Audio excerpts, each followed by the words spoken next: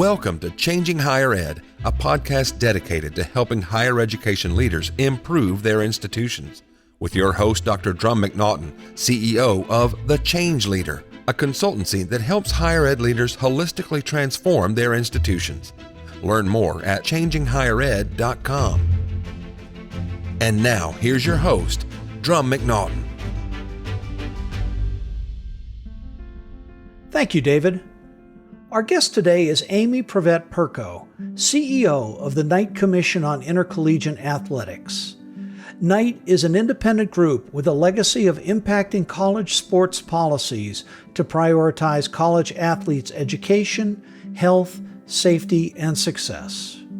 During her tenure, the NCAA has adopted a number of the Knight Commission recommendations.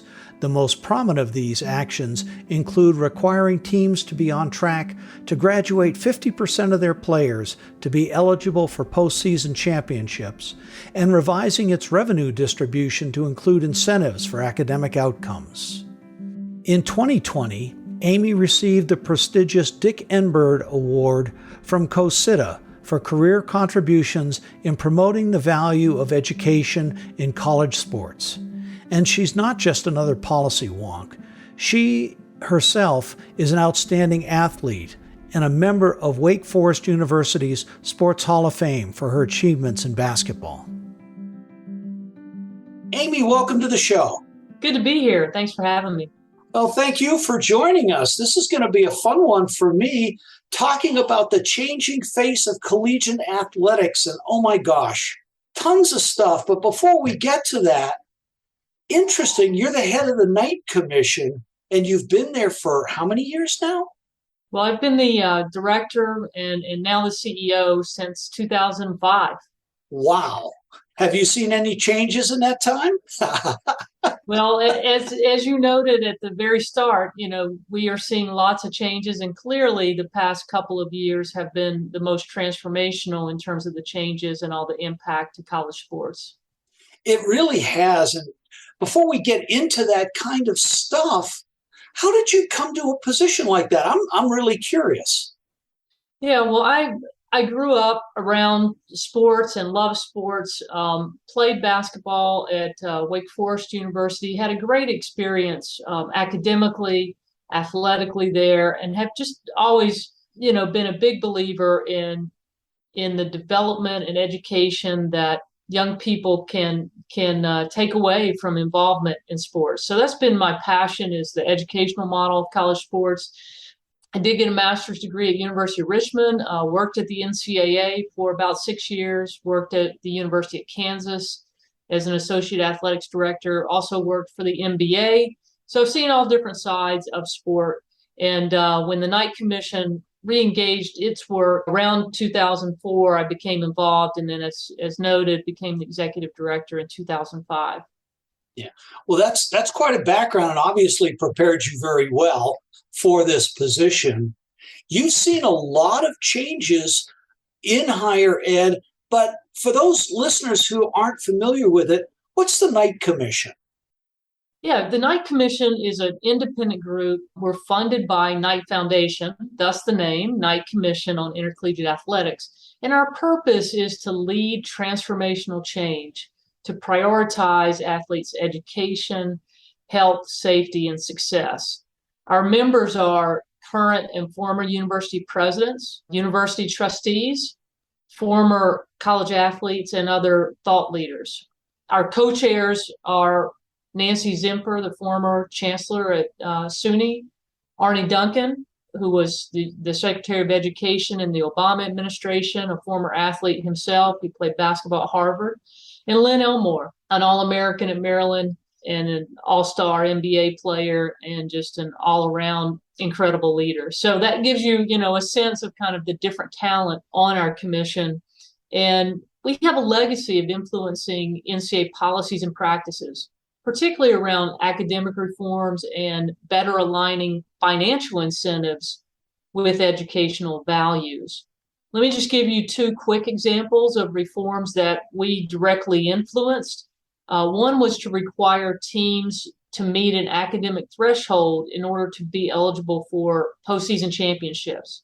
So teams have to be on track to graduate at least half their players to compete for a championship.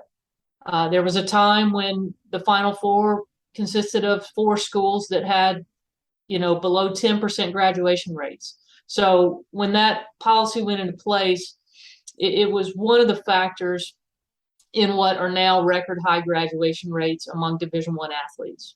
The second policy change that we really influenced was to tie some of the financial incentives awarded by the NCAA to academic outcomes. So that should give you a sense of the kind of work the commission has done, really a think tank for college sports. Well, it makes good sense, especially when you're taking a look, instead of making the collegiate ranks a minor league for whatever the sport is, you're really focused on making sure students get an education, student athletes get an education, and they graduate. Sports isn't forever unless you're a golfer. Or a tennis player. Or tennis. Yeah. No, well, absolutely. And that's where, we start with the foundation that this is an educational model of sport, providing young people, women and men, opportunities for leadership development, educational development through sports. And so that's our North Star, and that influences all of the recommendations, and some of which we'll talk about today, which really start with governance and structure and also involve the financial framework of college sports. And that makes perfect sense. So moving right along, where are we now? I mean, collegiate athletics, they're not facing any big issues right now, are they? Ha ha. But it's interesting because the current NCAA structure or system as we know it really has been in place for over 100 years, and really the last big structural change was in 1973 when the NCAA split up into divisions 1, 2, and 3. And I think most folks recognize, Division I is that group of schools that invest more in their athletic programs. Division III don't offer any athletic scholarships. So there are big differences, obviously, among those 1,000 schools that make up the NCAA. But the schools that get in the headlines every day are those that are in the richest conferences, generating the most money, raising lots of questions around, is this really an educational enterprise? Or are these commercial auxiliary units being run by universities? So there have been some, significant legal challenges and some significant changes in that kind of commercial space that have created kind of a sea change over the past year. And we can talk about some of those, but clearly lots of changes happening. Well, we take a look at higher ed, and higher ed is changing in a major way. You've got institutions like Cambridge or Oxford in the UK that are, 500 plus years. In the US, you've got institutions 200-300 years old, and they're changing as well. But I think one of the catalysts for this was a Supreme Court decision that came out from an athletics perspective. Right. Yeah, the Supreme Court decision of last June, June of 2021, was created a big change. But, just noting historically, the other big change in the history of college sports that caused an evolution was the 1984 Supreme Court decision that basically opened the gates to the conferences to have their own TV contracts, their media contracts. And at that time, the NCAA actually controlled football TV contracts. So interesting that a lot of the big evolutions have come about with Supreme Court decisions. But this decision last June was NCAA versus Austin. The NCAA had appealed this ruling, and it was really a narrow ruling that basically struck down certain NCAA restrictions on athlete compensation related to education on antitrust grounds. And, it really was narrow in its scope, but it has been much larger in kind of its total impact because of the way that ruling has been interpreted. But the ruling was issued around the same time that rule changes on allowing athletes to receive compensation for the use of their name, image, and likeness occurred. So those two things, the Supreme Court ruling and these big changes allowing athletes to receive compensation for endorsements and the like, have been incorrectly linked. it's caused what frankly is the most chaotic environment in Division I that we've ever seen. So many people interpreted that Austin ruling as basically stripping the NCAA of all of its authority. And it's our view that that's incorrect. The ruling is clear that it does restrict the NCAA from enforcing any kind of national restrictions, again, on just education-related benefits. But what we're seeing is athletes being paid directly from booster groups and other things like that. Sure. So let's get into that. Those are the rule changes around name, image, and likeness. And you'll hear it referred to as NIL, and that's the acronym now commonly linked to name, image, and likeness rules.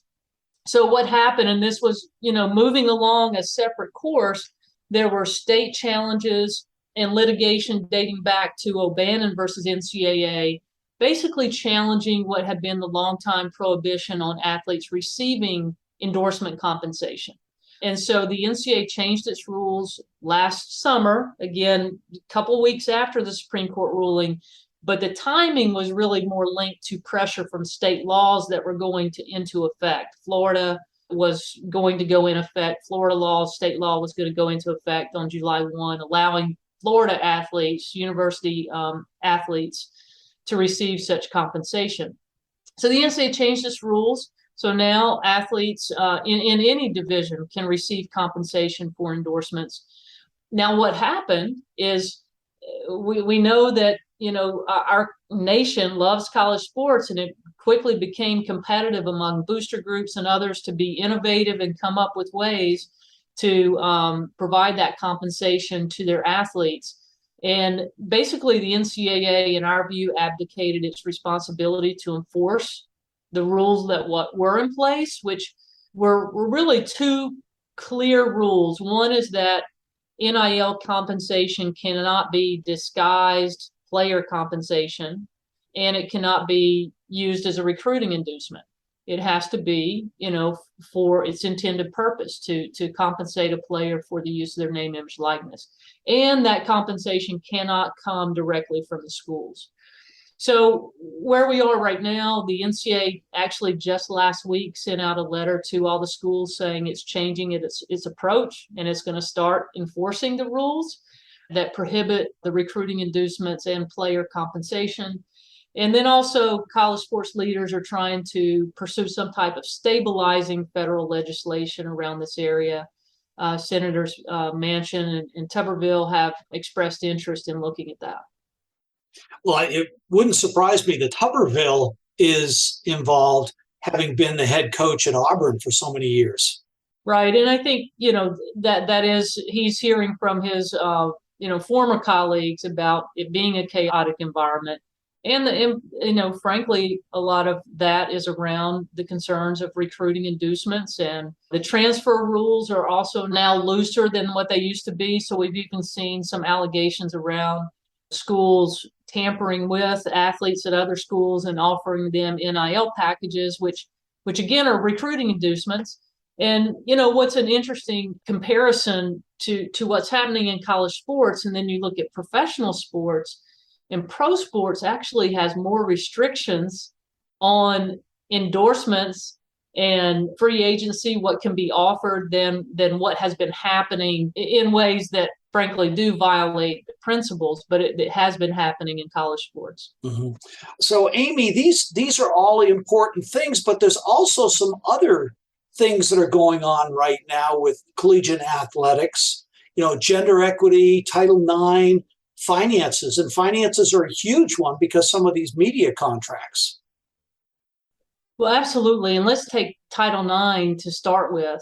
Earlier this summer, we celebrated the 50th anniversary of Title IX, the law that requires, educational activities to be free of any gender discrimination. And certainly in women's sports, we've seen just amazing progress and changes on that front. I'm a beneficiary of Title IX and having those opportunities.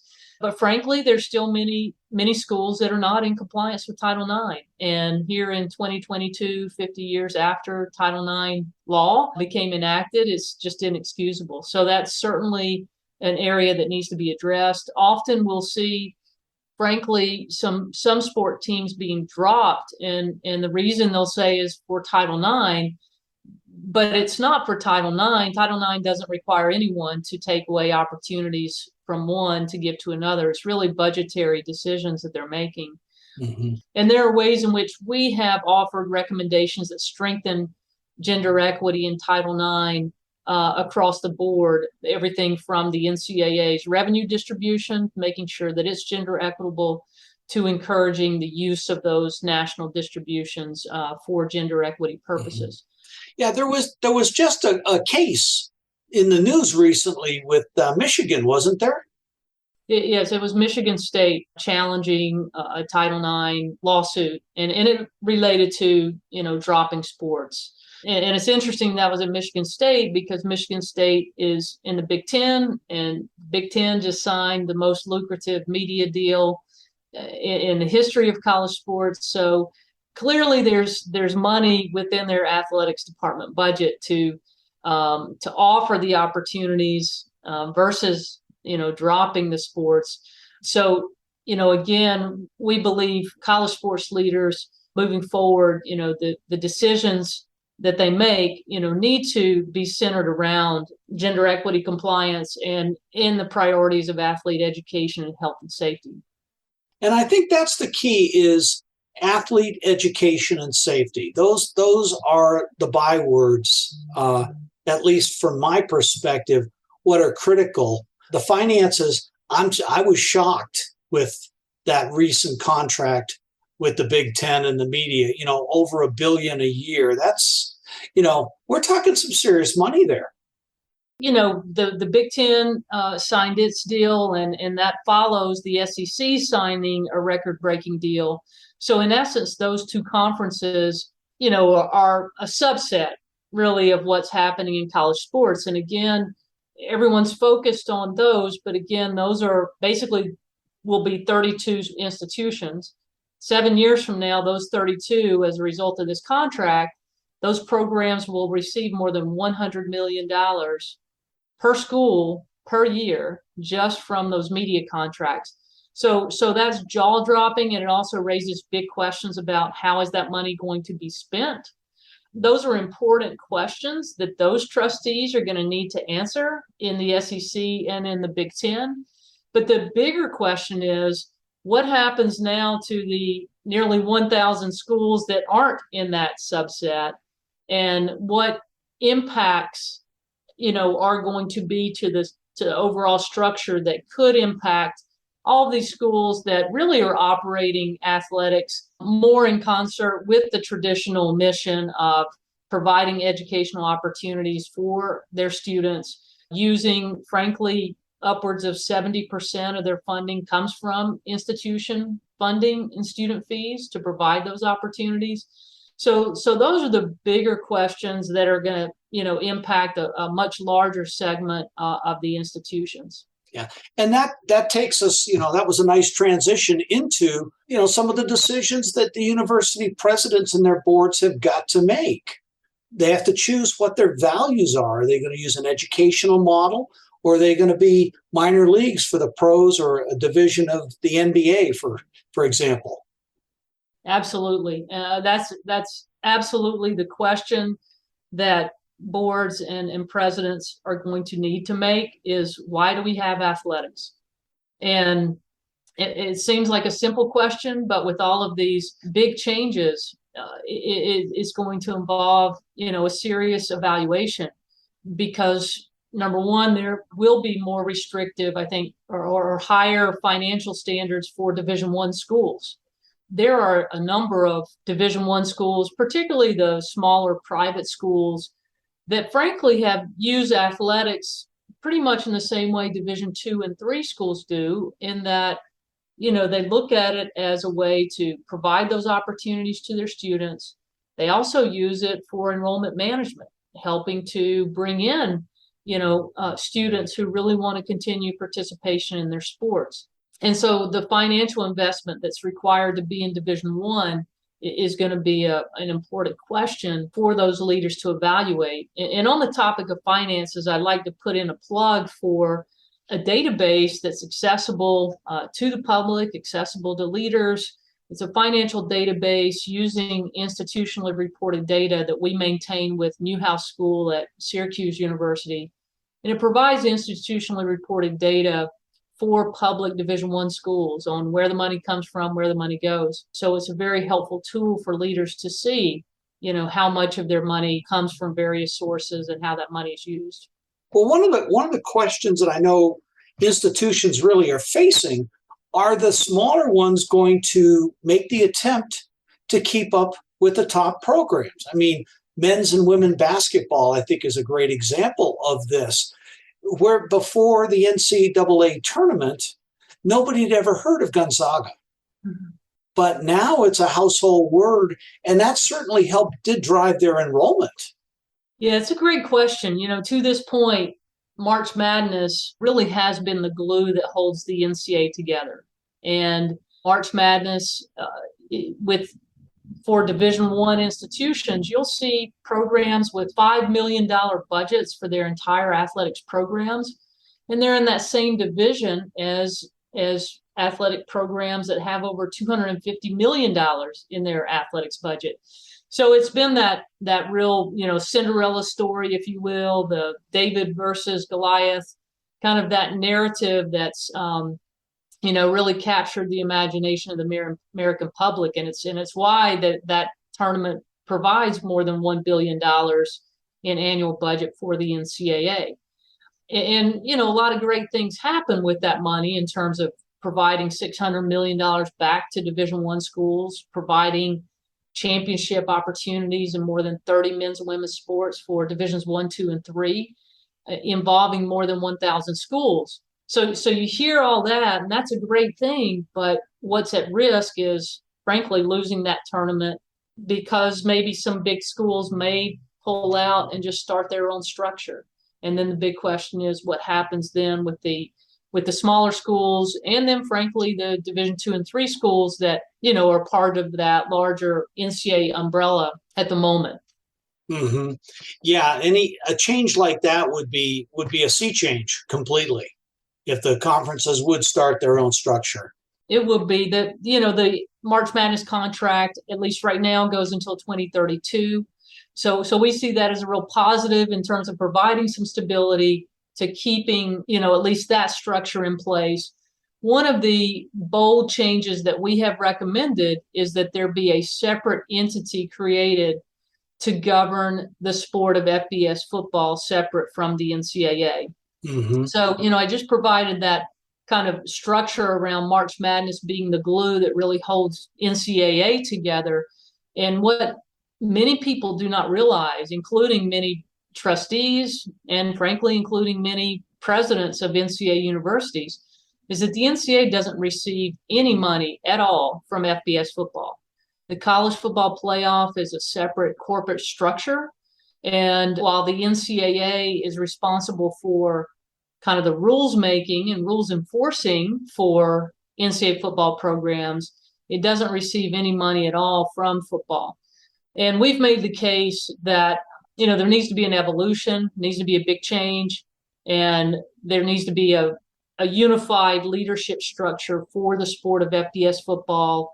It is the most powerful, lucrative sport in all of college sports in many ways. And we believe that providing some kind of unified leadership structure would be better for the football athletes. It would be better for college football as a whole and better for the universities. It doesn't surprise me that this is happening or talking about it. It's all being driven by revenue and revenue distribution, isn't it? Yeah, to a certain extent. Our proposal is just now gaining momentum. Frankly, when we put it out there 2 years ago, it didn't get much attention because, frankly, the programs playing that competitive football, competing for opportunities in the CFP, have a pretty good deal in that the NCAA covers all the expenses, covers all the litigation, and that their schools are getting money directly from the college football playoff, so there's no money being taken off the top. Mm-hmm. But again, we just think it makes sense. It's the structure is outdated, and it's time to really couple the Revenue Administration Authority with the Rules Administration Authority. I don't think any university president would want a job where they understand, oh yeah, you're responsible for all the litigation and the national costs, but by the way, you don't get any money from that. So it's a structure that really doesn't make sense in the modern time. So we're hopeful that there is a study going on with another organization of athletic directors, and so we're hopeful that that will continue to generate interest. Well, I suspect a lot of these decisions are going to get driven and made through litigation and through lawmaker interest. Well, those are two big areas that have already driven a number of changes. Clearly the litigation with Alston versus Ncaa, even dating back to O'Bannon versus Ncaa. And the litigation really going on now is in that area of athlete rights and antitrust concerns. The lawmaker interest, again, there's never been a period where there's been more lawmaker interest around trying to solve the issues of college sports. We saw a record number of bills introduced in the last Congress, and already there's been a couple more around, again, athlete rights introduced. And a lot of the lawmaker interest really is directed toward the big revenue programs. And again, the dangers is to make sure that what solutions they're trying to provide don't have a lot of unintended consequences, again, on the majority of universities that are trying to offer these athletic opportunities for their students in a financially responsible way. Sure. So, Amy, I knew this was going to happen. We're getting close to the end of our time. Just fascinating subjects to me, and thank you for joining us. 3 takeaways for university presidents and boards about what's going on in collegiate athletics. 3 clear takeaways are: 1, we're in a major transformational period, and that's going to require attention to the second major takeaway, which is each institution must understand their values and why they have athletics, and that really is the most important one. And then number 3, really the financial piece is critical to understanding, because that certainly will help answer from a realistic standpoint what kind of path an institution can choose in the future. Mm-hmm. And, institutions, understanding why they have athletics, are they revenue? Are they student education-based model through co-curricular activities? All this stuff is tied to your enrollment management. So you have to be aware of this stuff. Yeah, absolutely. And clearly a lot of the schools in the headlines, the major flagship universities, athletics is not tied to enrollment management for them. And it's tied more to the commercial, the branding, the history, the tradition. And so they're making decisions for a different reason. And so again, it's all the more important for other institutions to really look hard at what's realistic for them and why they have it. Yeah, that's 70% whose budgets from student fees. Those are the ones you're talking about. Yeah, well, in the majority of all NCAA universities and the majority of Division I, it's a very small subset that have been able to generate these incredibly lucrative media contracts. Most likely what we're going to see is, a set of institutions that are going to really double and triple down on the educational model. And there's lots of things they can do to accomplish that. And then a small subset of schools that are really going to move more clearly toward a different model, more commercial, already a very commercial model, but will have some major changes that come along with that. Yeah. Well, the future is going to be very, very interesting. Absolutely. It seemed this summer, every week there was another major shift and change that just added to the fact that the transformation is happening very quickly. Mm-hmm. Yeah, if you've got a crystal ball, this is a good time to use it, but at least mine's cloudy, that's for sure. So, Amy, what's next for you? What's next for the Knight Foundation? Well, I think touching on a couple of things that we talked about, we continue to advance our recommendations around governance, big governance changes with the NCAA structure.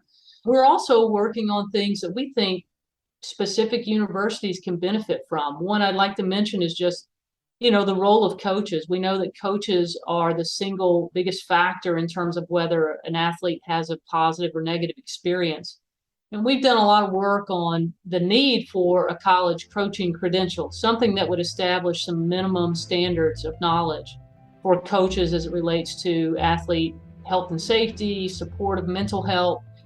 And we're supporting the work of United Soccer that we think is going to be the first organization to really have a quality college coach credential. And again, that's the kind of work that every institution can get behind, whether it's a $1 million budget or less, but the importance of that in their athletics program. Great. Well, Amy, thank you so much. It's been a wonderful conversation. Really appreciate you taking the time with us today. Oh, great to be with you. Thank you so much. Thank you. Thanks for listening today. And a special thank you to today's guest, Amy Privette Perko, CEO of the Knight Commission on Collegiate Athletics, and for her sharing with us what's going on with collegiate athletics and the key decisions that boards and presidents will need to make going forward. Our next guest is Dr. Dick Chait of the Harvard Graduate School of Education. Dick is a higher ed governance expert, and he'll be joining us to talk about the changing face of higher ed governance. Changing Higher Ed is a production of The Change Leader, a consultancy committed to transforming higher ed institutions. Find more information about this topic, along with show notes on this episode at changinghighered.com. If you've enjoyed this podcast, please subscribe to the show, and we would also value your honest rating and review. Email any questions, comments, or recommendations for topics or guests to podcast@changinghighered.com. Changing Higher Ed is produced and hosted by Dr. Drumm McNaughton, post-production by David L. White.